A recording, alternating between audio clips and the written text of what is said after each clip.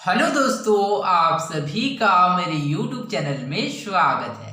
आज हम पढ़ेंगे अध्याय 4 विद्युत धारा एवं परिपथ इलेक्ट्रिक करंट एंड सर्किट का लेक्चर 12, जिसमें आज का हमारा टॉपिक है विद्युत शक्ति, जिसको इंग्लिश में इलेक्ट्रिक पावर भी कहते हैं। ओके, तो बिना देर के चलिए इस टॉपिक में आगे बढ़ते हैं। हमारा आज का टॉपिक है विद्युत शक्ति इलेक्ट्रिक पावर। ओके, तो इस टॉपिक में आगे बढ़ने से पहले चलिए हम लोग समझने का प्रयास करते हैं कि विद्युत शक्ति क्या होता है। विद्युत शक्ति, ओके, तो कार्य करने की दर को शक्ति या फिर विद्युत शक्ति कहते हैं। ओके, तो विद्युत शक्ति किसे कहते हैं, तो इसमें आप लोग याद रखिएगा, कार्य करने की दर को शक्ति या फिर विद्युत शक्ति अर्थात इलेक्ट्रिक पावर कहते हैं।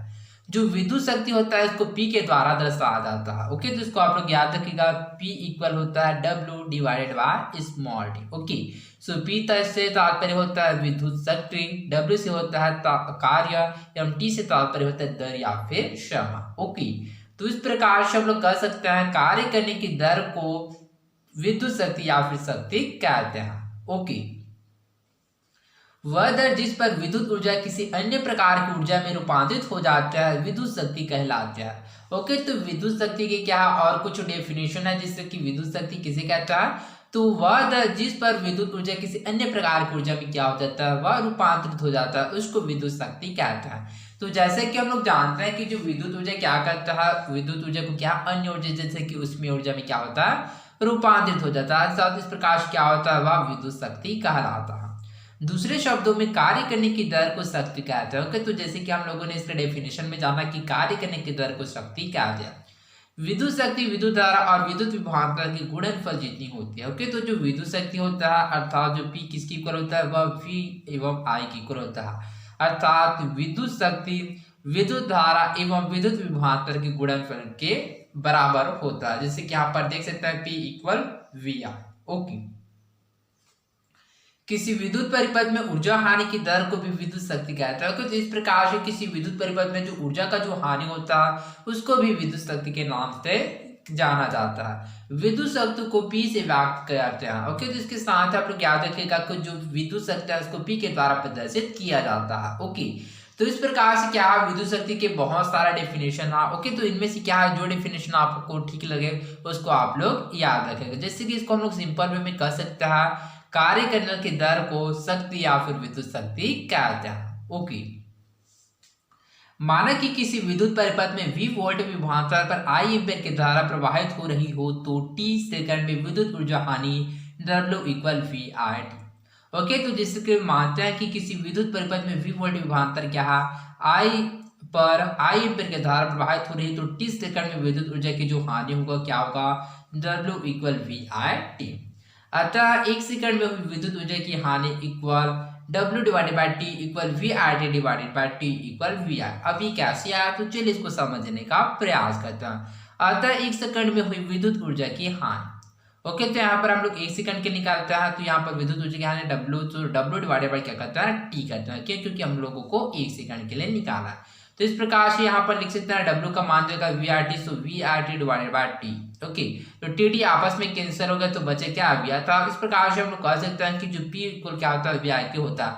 अर्थात विद्युत ऊर्जा की हानि से तात्पर्य क्या होता है, विद्युत शक्ति। ओके, तो यहाँ पर हम लोग P लिख सकते हैं, तो P इक्वल क्या होगा, W divided by T equal VI होगा।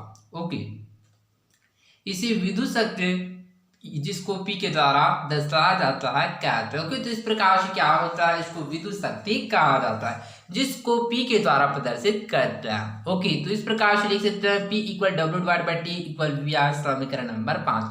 अभी कैसे आया, तो इसमें आप लोग याद रखें, जैसे कि हम लोग देख सकते हैं P इक्वल क्या है, W डिवाइड बाई T के क्या है बराबर है। तो जब इसको हम लोग सॉल्व करते हैं तो VI प्राप्त होता है। तो इस प्रकार से लिख सकते हैं P equal W divided by T equal VI, समीकरण नंबर 5। विद्युत शक्ति का एसआई मात्रक वाट है। ओके, तो विद्युत शक्ति का जो एसआई मात्रक क्या होता है, तो विद्युत शक्ति का जो एसआई मात्रक होता है वह वाट होता है। समीकरण 6 से समय T में स्रोत द्वारा परिपथ को प्रदान की गई ऊर्जा P गुणा T है, जो VRT के बराबर है। ओके, तो जैसे कि समीकरण 6 से क्या होता है, समय T में स्रोत द्वारा परिपथ को प्रदान की गई ऊर्जा P गुणा T है, जो VRT के बराबर है। ओके, तो जैसे कि यहाँ पर हम लोग देख सकते हैं T क्या है, यहाँ पर बटे में है। ओके, तो इसको क्या करते हैं हम लोग, जब इसको क्या करता है, पक्षांतर करते हैं तो क्या होता है, वह टी की क्या होता है, गुणन हो जाता है। तो पी गुणा टी जो कि क्या होता है, वी आर टी के बराबर है। H equal V R T समीकरण नंबर 3 से। अब H equal V R T कैसा है, तो चलिए इसको हम लोग समझने का प्रयास करता है। इससे तात्पर्य क्या होता है, हीट एनर्जी अर्थात ऊष्मीय ऊर्जा। ओके, तो जैसे कि यहाँ पर हम लोग समीकरण 3 में देख सकते हैं, W के स्थान पर H लिखने पर H इक्वल क्या होता है, वी आर टी। ओके, तो W से तात्पर्य क्या होता है, कार्य। ओके, तो यहाँ पर हम लोग देख सकते हैं कि W के स्थान पर हम लोग H लिखते हैं अर्थात H क्या ऊष्मीय ऊर्जा है, जिसकी वजह से यहाँ पर H का वैल्यू हमको कितना प्राप्त हुआ, वी आर टी। तो इस प्रकार से हम लोग यहाँ पर भी लिख सकते हैं, जैसे कि यहाँ पर आप लोग देख सकते हैं H equal V R T समीकरण नंबर 3 से। तो आई होप आप लोगों को समझ आया होगा कि किस प्रकार से H equal V R T आया। ओके, तो इसलिए H इक्वल क्या होगा, I square R T, V equal I R. तो कैसे आता, चलिए इसको हम लोग समझते हैं। जैसे कि हम लोग जानते हैं कि ओम के नियमानुसार क्या होता है, वी समानुपाती किसके होता है, आई के समानुपाती होता है। ओके, अभी समानुपाती के स्थान को हटाते हैं तो क्या आता है, वी इक्वल होता है आई आर आता है। ओके, तो आर से तात्पर्य क्या होता है, आर से तात्पर्य प्रतिरोध होता है। ओके, तो यहाँ पर जैसे कि मान दिया गया H equal V R T. Okay, तो यहाँ पर क्या करते हैं हम लोग, इस समीकरण में V का मान पुट करते हैं तो हमको क्या प्राप्त होता है, तो H इक्वल क्या होगा, V के स्थान पर आई आर रखते हैं, आई आर और पहले से क्या है, आई और टी। तो इस प्रकार से हमको H का मान प्राप्त होता है, आई दो बार है तो आई का स्क्वायर होगा, उसके पश्चात आर होगा और टी। तो इस प्रकार से हम लोगों को H का मान कितना प्राप्त हुआ, आई स्क्वायर आर टी प्राप्त हुआ। ओके, विद्युत की खपत H को हम किलो वाट पर आर या फिर किलो वाट आर में या यूनिट में दर्शाते हैं। इसके साथ आप लोग याद रखिएगा कि जो विद्युत की खपत को क्या है, किलो वाट आर में या फिर यूनिट में प्रदर्शित किया जाता है। जैसे कि 1 किलो वाट घंटा इक्वल क्या होगा, 1 यूनिट इक्वल 1000 वाट गुणा 1 घंटा। ओके, इक्वल 1000 वाट गुणा 3600 सेकेंड। अब यहाँ पर 3600 सेकेंड क्यों लिखा है, जैसे कि हम लोग जानते हैं कि 1 घंटा में कितना मिनट होता है, तो 1 घंटे में 60 मिनट होता है। तो इस प्रकार से 60 मिनट में क्या होता है, 3600 सेकेंड होता है। तो इस वजह से यहाँ पर 1 घंटा के बदले क्या है, 3600 सेकेंड लिखा गया। ओके, तो इक्वल 36 गुणा 10⁵ वाट सेकेंड। अब यहाँ पर 36 गुणा 10⁵ क्यों लिखा गया है, जैसे कि यहाँ पर हम लोग देख सकते हैं, यहाँ पर 36 है, यहाँ पर 1 2 3 4 5 0। तो इस वजह से क्या है, इसको शॉर्ट फॉर्म में 36 गुणा 10⁵ वाट सेकेंड लिखा गया है। ओके, तो इस प्रकार से यहाँ पर 3.6 इक्वल 10⁶ वाट सेकेंड। अब यहाँ पर 10⁶ कैसे आया, चूंकि यहाँ पर हम लोग 10 का डिवाइड करते हैं तो यहाँ होता है, जैसे कि यहाँ पर जो 36 था वह 3.6 में बदल जाता है एवं 10⁵ जो 5 था वो 10⁶ में परिवर्तित हो जाता है। ओके, क्यों, क्योंकि इसमें 1 शून्य की बढ़ोतरी होता है। तो इक्वल 3.6 इक्वल 10⁶ जूल। तो इस प्रकार से हम लोग इसको 3.6 गुणा 10⁶ जूल लिख सकते हैं। अब यहाँ पर जूल क्यों लिखा गया है, तो जैसा कि हम लोग जानते हैं कि जो कार्य का जो मात्रक क्या होता है, कार्य का जो मात्रक होता है वह जूल होता है। तो हम जैसे कि जानते हैं कि ऊष्मा भी क्या होता है, एक एनर्जी होता है, तो जिसकी वजह से यहाँ पर ऊष्मा का जो मात्रक होता है वह भी जूल होता है। तो इस वजह से यहाँ पर जूल लिखा गया। तो आई होप आप लोगों को समझ आया होगा। घरों में व्यय होने वाली विद्युत ऊर्जा की माप है तो निम्नलिखित सूत्र प्रयोग करता है। ओके, तो हमारे जो घर में खपत होने वाले जो विद्युत ऊर्जा का मापन किस प्रकार से किया जाता है, तो निम्नलिखित सूत्र के द्वारा इसका क्या किया जाता है, मापन किया जाता है। कैसे, तो चलिए इसको समझते हैं। जैसे कि व्यय विद्युत ऊर्जा विद्युत यूनिट में इक्वल विद्युत उपकरणों की संख्या गुणा विद्युत उपकरण की शक्ति वाट में गुणा समय घंटे में गुणा दिनों की संख्या डिवाइडेड बाय 1000। कैसे, तो चलिए इसको हम लोग उदाहरण के द्वारा अच्छे से समझने का प्रयास करता है। ओके, उदाहरण 3। एक घर में प्रतिदिन 60 वाट के 4 बल्ब 4 घंटे और 80 वाट के 2 पंखे 10 घंटे के लिए चलाए जाते हैं। तो इस घर में एक महीने अर्थात 30 दिन में खर्च होने वाले बिजली का मूल्य बताएं यदि प्रति यूनिट बिजली का मूल्य 2 रुपये। ओके, तो यहाँ पर क्वेश्चन क्या है, तो क्वेश्चन में बताया जा रहा है कि एक घर में प्रतिदिन 60 वाट के 4 बल्ब 4 घंटे के लिए, 80 वाट के 2 पंखे 10 घंटे के लिए चलाए जाते हैं। तो इसमें हम लोगों को बताना है कि 30 दिन में खर्च होने वाले बिजली का मूल्य बताना है। ओके, तो यदि प्रति यूनिट बिजली का मूल्य 2 रुपये। ओके, तो सर्वप्रथम हम लोग इसका यूनिट निकालेंगे, उसके पश्चात क्या करेंगे, इसमें क्या है प्रति यूनिट 2 रुपये के क्या करेंगे, हम लोग मल्टीप्लाई करेंगे तो इसका जो आंसर है हमको प्राप्त हो जाएगा। कैसे, तो चलिए इसको आंसर को समझने का प्रयास करता हूं। हल 60 वाट के 4 बल्बों को 4 घंटे तक जलाने पर 1 महीने में खर्च ऊर्जा। ओके, तो सबसे पहले क्या करते हैं, चलिए सबसे पहले हम लोग बल्ब के लिए निकालते हैं, उसके पश्चात हम लोग पंखे के लिए निकालेंगे, इसके पश्चात जो आंसर आएगा उन दोनों का उसको ऐड करेंगे। ओके, तो 60 वाट के 4 बल्बों को 4 घंटे तक जलाने पर 1 महीने में खर्च ऊर्जा इक्वल क्या होगा, विद्युत उपकरण की संख्या गुणा विद्युत उपकरण की शक्ति गुणा समय गुणा दिनों की संख्या डिवाइडेड बाय 1000। ओके, तो इस प्रकार से हम लोग इसको सॉल्व करते हैं, तो लिखते हैं जैसे कि यहाँ पर देख सकते हैं विद्युत उपकरणों की संख्या कितना है, 4, मतलब था 4 है, तो 4 गुणा विद्युत उपकरण की शक्ति कितना है 60 वाट, तो 60 गुणा उसके साथ क्या है समय कितना है 4 घंटे, तो 4 गुणा कितने दिनों तक। ओके, तो यहाँ पर प्रदर्शित है दिनों की संख्या था 30 दिन, तो 30 डिवाइडेड बाय 1000। ओके, तो जब इसको हम लोग सॉल्व करते हैं तो हमको 28.8 यूनिट अथवा 28.8 किलोवाट घंटा प्राप्त होता है। अभी कैसे प्राप्त होता है, तो चलिए इसको सॉल्व करने का प्रयास करते हैं। ओके, तो जैसा कि यहाँ पर हम लोग देख सकते हैं, यहाँ पर 10 से कटा है, 10 यहाँ पर 10 से कटा है, तो बचे क्या 4 गुणा 6 गुणा 4 गुणा 3 डिवाइडेड बाय 10। ओके, तो चलिए इसको सॉल्व करते हैं, जैसे कि 6 चौक कितना होता है 24 गुणा 4 एकम 4, 4 दूनी 8, 4 12। ओके, अब दोनों को क्या कर देंगे, मल्टीप्लाई करेंगे और जो आंसर आएगा उसको 10 से भागित करेंगे। ओके, तो यहाँ पर देख सकते हैं 2 चौकी 8 और 2 दूनी 4, इसी प्रकार से 4 एकम 4 और 2 एकम 1 एकम 1, 1 दूनी 2 अर्थात 2। तो इस प्रकार से हमको आंसर कितना प्राप्त हुआ, तो जैसे कि देख सकते हैं यहाँ पर प्रदर्शित है 8 4 4 8, इसको ऐड करेंगे तो बचे क्या 2 था। इस प्रकार से हमको कितना आंसर प्राप्त हुआ, तो हमको 228 प्राप्त हुआ, 288 प्राप्त हुआ। अब 288 को क्या करते हैं हम लोग 10 से भाग करते हैं, तो 10 भागी 288। ओके, तो 10 से कम 10, 10 दूनी 20। ओके, तो 10 से 30 हो गए क्या नहीं। ओके, तो सर्वप्रथम 2 संख्या लिखेंगे, तो 28 रहोगे तो 30 से क्या 2 ज्यादा हो रहा है, तो इस स्थिति में क्या लगता है हम लोग 2 बार लेते हैं, तो 10 दूनी 20। ओके, तो बचा क्या, तो बचा नीचे में 8 और पहले से 8 पर प्रदर्शित था, तो 10 8 80। ओके, तो यहाँ पर 80, तो बचे क्या 8 बचा, तो यहाँ पर 8 से जाएगा क्या नहीं, तो इस स्थिति में क्या करना है हम लोग दशमलव लेंगे, तो इस प्रकार से 10 से कम 10 और इस प्रकार से इसमें 0 आ गया, तो 10 8 80। तो इस प्रकार से हम लोग को कितना आंसर प्राप्त हुआ 28.8 अर्थात 28.8 प्राप्त हुआ। जैसे कि यहाँ पर हम लोग देख सकते हैं 28.8 यूनिट अथवा 28.8 किलोवाट घंटा प्राप्त होता है।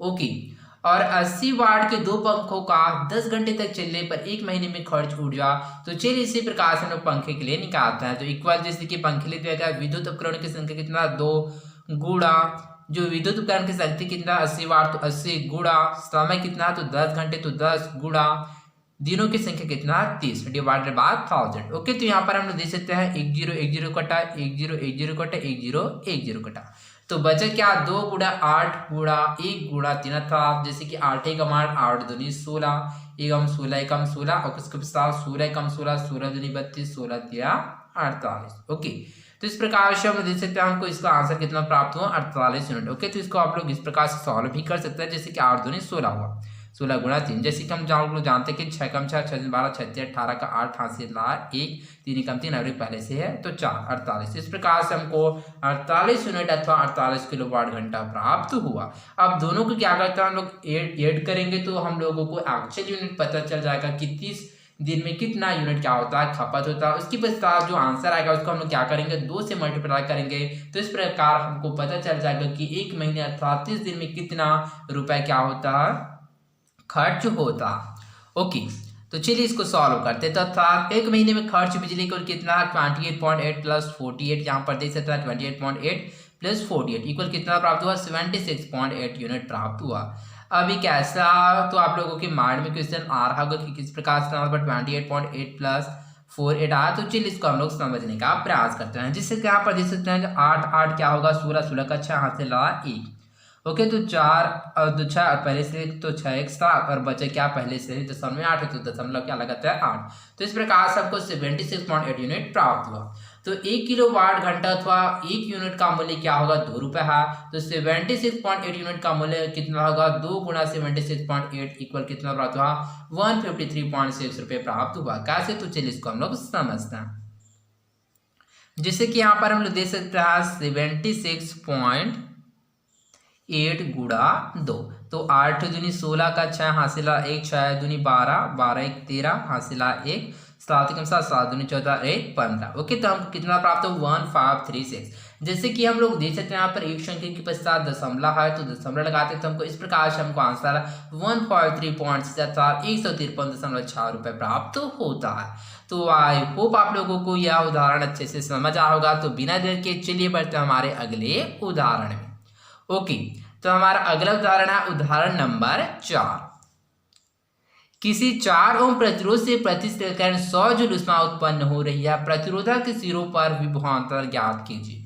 ओके, तो यहाँ पर क्वेश्चन बताया जा रहा है कि किसी 4 ओम प्रतिरोध से प्रति सेकंड 100 जूल ऊष्मा उत्पन्न हो रही है, प्रतिरोधक के सिरों पर विभवांतर ज्ञात कीजिए। ओके, तो यहाँ पर हम लोग देख सकते हैं 4 ओम अर्थात यहाँ पर आर का मान दिया गया 4 ओम, 100 सेकेंड जूल अर्थात यहाँ पर किसका मान दिया गया, हीट अर्थात उष्मा का मान दिया गया। तो हमको किसका मान ज्ञात करना है, विभवांतर अर्थात पी का मान हमको ज्ञात करना है। ओके, तो हल, तो यहाँ पर देख सकते हैं उसमें ऊर्जा का मान कितना दिया 100 जूल, तो आर अर्थात प्रतिरोध का मान दिया 4 ओम, एवं जो टी अर्थात समय का मान कितना दिया तो प्रति सेकंड अर्थात 1 सेकंड। ओके, तो यहाँ पर v का मान हमको ज्ञात करना। ओके, तो चलिए सबसे पहले हम लोग जूल के तापमान नियम के अनुसार इसको सॉल्व करते हैं। ओके, तो इस नियम से क्या करेंगे हम लोग, इसका क्या जो आई है उसका मान ज्ञात करेंगे, उसके पश्चात क्या है हम लोग ओम के नियम के अनुसार इसको सॉल्व करेंगे तो हमको v का मान प्राप्त हो जाएगा। तो जूल के तापमान नियम के अनुसार क्या होता है, H = I² RT। ओके, तो यहाँ पर हमको किसका मान ज्ञात करना है, यहाँ पर H का मान दिया गया, R का मान दिया गया, T का मान दिया गया। तो I का मान ज्ञात करना है तो I को हम लोग एक साइड रखते हैं। ओके, तो इस प्रकार से लिख सकते हैं, तो I² = H/RT। अभी क्या है, तो चूंकि यहाँ पर R और T यहाँ पर गुणा पक्षांतर करेंगे तो क्या होगा, वह बट्टे में चले जाएगा, तो H/R गुणा T। ओके, तो इसलिए हम लोग ने कुछ नहीं किया, जस्ट इसके पोजिशन को किया, जैसे चेंज किया, जैसे कि H/ क्या होगा RT गुणा क्या होगा I²। ओके, तो जस्ट हमको इसके पोजीशन को चेंज किया, तो इस प्रकार से हम लिख सकते हैं I² = H/R गुणा T। ओके, चूंकि यहाँ पर वर्ग है तो इसको क्या करेंगे, पक्षांतर करेंगे तो क्या हो जाएगा, वर्गमूल हो जाएगा। तो HI इक्वल होगा क्या होगा, √H/RT इक्वल। चलिए इसका हम लोग वैल्यू को लिखते हैं, तो H का मान जो है 100/R का मान जो है 4 गुणा T का मान जो है 1, तो 4 × 4। ओके, तो इस प्रकार से हम लोग इसको सॉल्व करते हैं 100/4। ओके, तो जैसे कि देख सकते हैं 4 × 4, 4 × 4, 4 दूनी 8, बचे कितना 2, तो 4 × 5 = 20 अर्थात 25 प्राप्त हुआ, तो √25 एम्पियर। ओके, तो इस प्रकार से हम लोग 25 का एम्पियर हमें जो 25 का जो रूट कितना होता है तो 5 होता है। जिस प्रकार से हमको आंसर 5 एम्पियर प्राप्त हुआ। कैसे, तो चलिए इसको समझते हैं। जैसे कि 5 को हम लोग इस प्रकार से लिख सकते हैं, 5 को क्या 2 बार ऐसे लिखेंगे तो क्या होगा 5 × 5 = 25। तो इस प्रकार से हम लोग 25 को 5 का स्क्वायर लिख सकते हैं, तो यहाँ पर स्क्वायर रूट आपस में कैंसिल, तो बचे क्या 5। तो इस प्रकार से हमको 5 एम्पियर प्राप्त हुआ। ओके, तो आप लोगों के माइंड में क्वेश्चन आ रहा होगा कि यहाँ पर एम्पियर क्यों लिखा गया। तो जैसे कि हम लोग जानते हैं कि जो विद्युत धारा का जो एशा तो क्या होता है वह एम्पियर होता है, जिसकी वजह से यहाँ पर एम्पियर लिखा गया। ओके, तो अतः ओम के नियम अनुसार क्या होता है, V = I, अर्थात ओम के नियम अनुसार क्या होता है, V समानुपाती क्या होता है I। तो समानुपाती के स्थान को हटाने के लिए किसका उपयोग करते हैं, R का उपयोग करते हैं, तो V = IR। तो हमको किसका मान ज्ञात करना, हमको विभवांतर अर्थात V का मान ज्ञात करना, तो V = क्या होगा IR। तो यहाँ पर I का मान देगा कितना हम लोगों ने निकाला यहाँ पर 5, तो 5 गुणा यहाँ पर R का मान देगा 4, तो 4 गुणा 20 वोल्ट प्राप्त हुआ। तो यहाँ पर 20 वोल्ट कैसा है, तो इसको आप लोग याद रखिएगा, चूंकि इसको हम लोग सॉल्व करते हैं तो क्या 20 प्राप्त होता है, एवं जो विभवांतर का जो एशा मात्रक होता है वह वोल्ट होता है, जिसकी वजह से यहाँ पर हम लोगों ने वोल्ट लिखा। तो आई होप आप लोगों को इन सभी उदाहरण से अच्छे से समझ आया होगा। तो चलिए आगे बढ़ते हैं। नोट, बल्ब में तंतु टंगस्टन धातु की लंबी एवं पतली तार का बना होता है। बल्ब के अंदर यह तंतु ऐसा भी आभासित होता है कि यह बहुत छोटा है, केवल कुछ इंच लंबाई का, परंतु वास्तव में इसकी लंबाई कई फीट होती है, जिसे तंग कुंडली में बनाया जाता है। ओके, तो कैसे, तो चलिए इसको हम लोग समझते हैं। जैसे कि मैंने यहाँ पर एक बल्ब लिया, जैसे कि यहाँ पर आप लोग ऑब्जर्व कर सकते हैं। ओके, तो यहाँ पर जो स्थित जो बल्ब में क्या होता है, जो तंग कुंडली होता है, जैसे कि यहाँ पर हम लोग देख सकते हैं, वह क्या होता है, हमको बहुत ही क्या होता है छोटा, या फिर बहुत ही क्या होता है, इसका जो आकार है वो अर्थात जो लंबाई बहुत ही कम दिखाई देता है, परंतु ये वास्तव में क्या होता है, बहुत ही लंबा होता है, जिसे तंग कुंडली में बनाया जाता है। ओके, तो आई होप आप लोगों को समझ आया होगा। तो आज के लिए बस इतना ही, मिलते हैं अगले वीडियो में। धन्यवाद।